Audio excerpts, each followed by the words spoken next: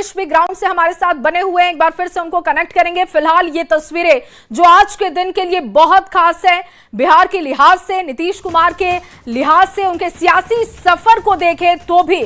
अरुण पांडे जी भी लगातार हमारे साथ बने हुए हैं, वरिष्ठ पत्रकार अरुण पांडे जी से जान लेते हैं कि इस पिक्चर को वो कैसे देख रहे हैं, क्योंकि 20 साल से ज्यादा का सफर बिहार में इन्होंने पूरा किया नीतीश कुमार ने।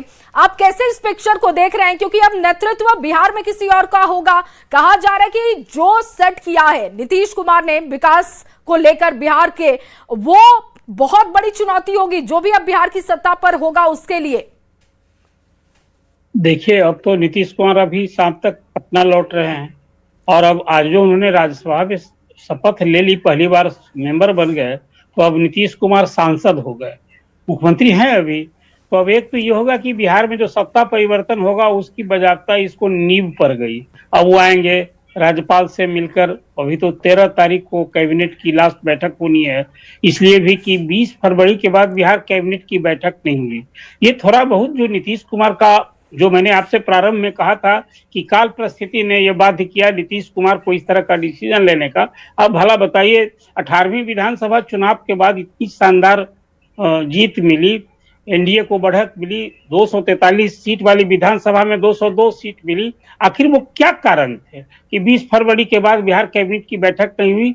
और अब बैठक होने जा रही है तो लास्ट कैबिनेट की बैठक होगी, जिसमें नीतीश कुमार के, उनके काम की, उनके नेतृत्व कौशल की, और बेशक जो 20 साल कार्यकाल नीतीश कुमार का रहा वो याद किया मील का पत्थर साबित होगा। लेकिन कई चीजें छोड़ गए वो, जो अभी नई सरकार होगी, उस नई सरकार के सामने इतनी कुछ बड़ी बड़ी चुनौतियां हैं, जिसमें एक सबसे बड़ा चुनौती है कि जो अंतिम साल है, अभी इस वर्ष की शुरुआत हुई है, बिहार अभूतपूर्व वित्तीय संकट से गुजर रहा है। अभी कर्मचारियों को वेतन, पेंशन और बिहार पर 4 लाख से अधिक का कर्ज है, उसकी कर्ज के सूद की अदायगी, मूलधन की वापसी, ये सब के लिए बिहार सरकार के लिए एक अपना संसाधन तो मात्र 65,000 करोड़ का है। केंद्रीय करों से जो 41% राज्यों को हिस्सेदारी मिलती है, जो हर 10 तारीख को केंद्र से वो राशि आती है। आप समझिए कि अभी ये स्थिति है, तो जो कोई नई सरकार बनेगी तो वित्तीय संकट से निजात दिलाना एक सबसे कठिन चुनौती होगी। नीतीश कुमार ने 7 निश्चय के तहत जो कुछ एक विकास की रूपरेखा तैयार की है, उसको उस पर चालू रखना, उसको मेंटेन रखना, इसलिए कि नीतीश कुमार एक वर्किंग चीफ मिनिस्टर की छवि रही है। और जो कुछ बदलाव किया है, एक सामाजिक वातावरण बनाया, खास करके फिर मैं दोहरा रहा हूं कि बिहार में लड़ना है लालू प्रसाद से, लड़ना है राजद से, लड़ना है एम-वाई कॉम्बिनेशन से। तो जो नई सरकार होगी उसके सामने इस कॉम्बिनेशन को इंटैक्ट रखना। अति पिछड़े यहाँ 112 जातियां हैं, जिसमें 36% उसकी आबादी है, जो अभी दिवाकर जी पहले कह रहे थे कि 63% यहाँ पिछड़ों की आबादी। बिहार एक ऐसा राज्य है जहाँ ओबीसी और ईबीसी है, पूरे देश भर में तो ओबीसी होता है, यहाँ ईबीसी भी है। आर्थिक रूप से जो पिछड़े हैं वो 112 जातियां हैं। तो अभी तो 2 दशक से बिहार की यात्रा हो रही है, जिसमें 2 प्रमुख पिछड़ी जाति, 15 साल राज किया लालू प्रसाद ने, और फिर उसी तरह से 20 साल राज किया नीतीश कुमार ने, जो यादव के बाद दूसरी कुर्मी जाति है, या फिर उसके साथ जो कॉम्बिनेशन बनाया कुर्मी, कोरी और धानुक का। तो ये बदलाव है पिछड़ों के का नेतृत्व फिर पिछड़ों के हाथ में। और अति पिछड़ों में जो महत्वाकांक्षा जगी है इस जातीय समीकरण के बाद, निश्चित रूप से उसको भी तो अब लेकर चलना ही होगा, उसको भी अब राजनीति में हिस्सेदारी बढ़ानी होगी। एक बड़ी चुनौती है। नीतीश कुमार ने कुछ काम भी किया था, पंचायत और नगर निकायों में महिलाओं के लिए 50% आरक्षण, आबादी के हिसाब से 18 से 20% अति पिछड़ों का आरक्षण, ये सब कुछ काम किया है। और महिला सशक्तिकरण में तो चर्चा होती है। विधानसभा चुनाव के पहले महिलाओं को 10-10 हजार की जो रेवड़ी बटी, जो 10-10 हजार की रेवड़ी, कोई कहिए 1 करोड़ 80 लाख से अधिक, 18,000 करोड़ से अधिक की राशि बटी है, जिसको विपक्ष कहता रहा कि भाई चुनाव के पहले तो एक तरह से ही मतदाताओं को रिश्वत दी है और इसी का जनादेश लिया गया है। मैं इसलिए ये बात कह रहा हूं कि अभी तो बिहार की राजनीति, सीएम बदल जाएंगे, राजनीति थोड़े समाप्त हो जाएगी, न मुद्दे समाप्त होंगे और न बिहार सरकार की चुनौतियां जो सामने है बिहार को बदलना। सबसे बड़ा बिहार आज भी बीमारू प्रदेश है, यहाँ लाखों की संख्या में पलायन होता है और रोजी रोजगार के लिए लोग जाते हैं।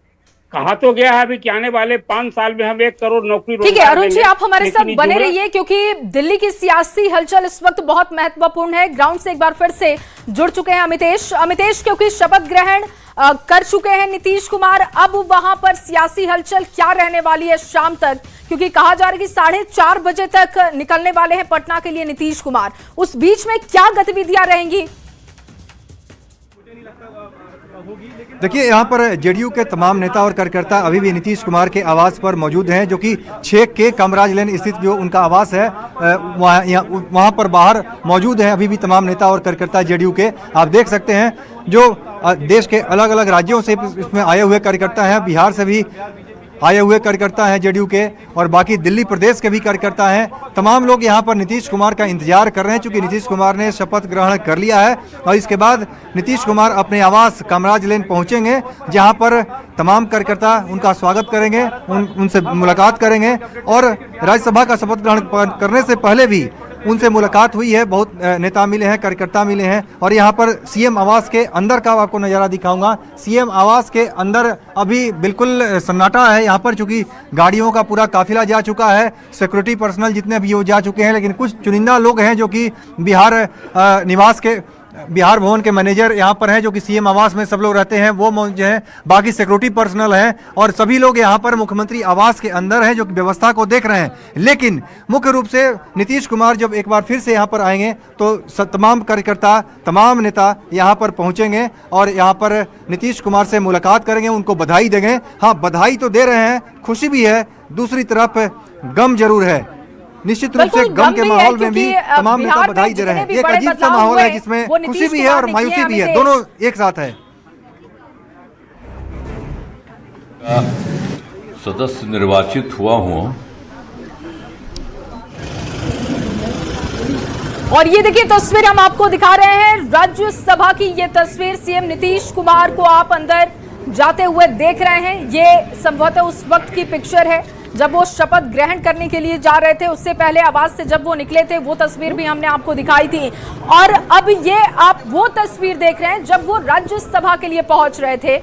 और ये जो तस्वीर बहुत महत्वपूर्ण उनके सियासी सफर के लिहाज से, इस लिहाज से भी आप देखिए कि नीतीश कुमार ने एक लंबा सफर तय किया है बिहार में, और अब वो बिहार से निकलकर सीधे केंद्र की राजनीति में पहुंच रहे हैं।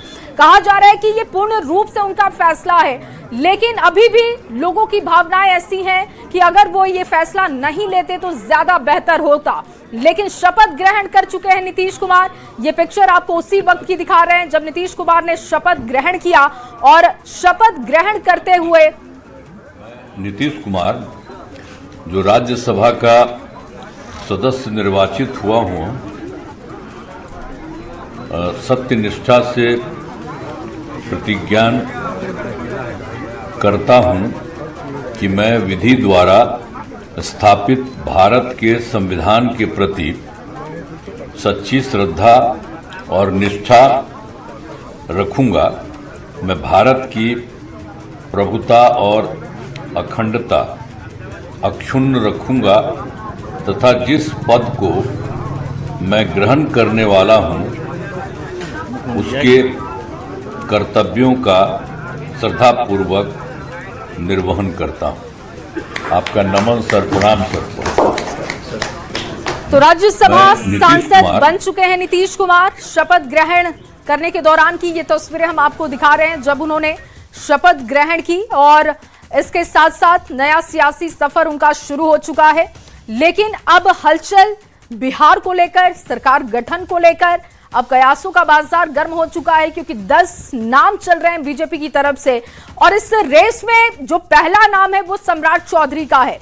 और सम्राट चौधरी क्योंकि नीतीश कुमार के साथ पल पल दिखाई दे रहे हैं, बहुत सारे सार्वजनिक मंचों से ये नीतीश कुमार संकेत भी दे चुके हैं कि सम्राट चौधरी अच्छा काम कर रहे हैं। तो ऐसे में अब नेतृत्व किसके हाथों में जाता है ये देखना होगा। लेकिन फिलहाल ये आज की तस्वीरें जो बहुत खास है, और जो अभी खबर आ रही है कि 4:20 पर वो नीतीश कुमार पटना के लिए लौटेंगे। और जब वो पटना लौटेंगे तो वहां पर भी बातचीत की जाएगी, चर्चाएं होंगी, क्योंकि अब बात इस्तीफे को लेकर होगी।